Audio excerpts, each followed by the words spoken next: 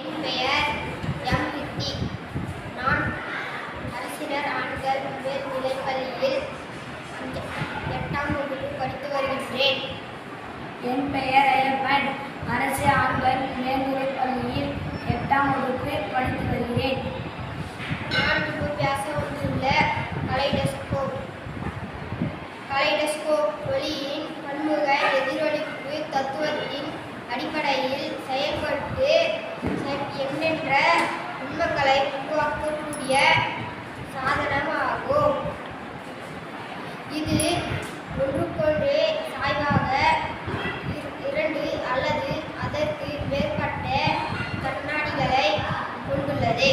விலை குறைந்த பொருட்களை கொண்டு இதனை வடிவமயமாக்கலாம். இக்கருவி உருவாக்கும் வடிவமயமான பிம்பங்களை உங்களை மகிழ்ச்சியூட்ட கூடியவை. இந்த சாதனமான குழந்தைகளை விளையாட்டு பொருளாக பயன்படுத்தப்படுகிறது.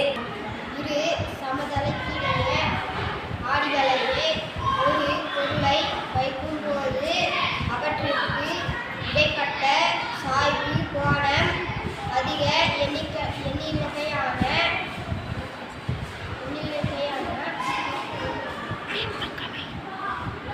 பிம்பங்களை ஏற்படுத்துகிறது.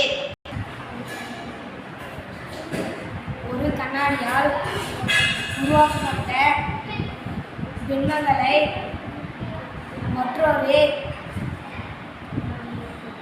கண்ணாடி பொருள்களை உள்ள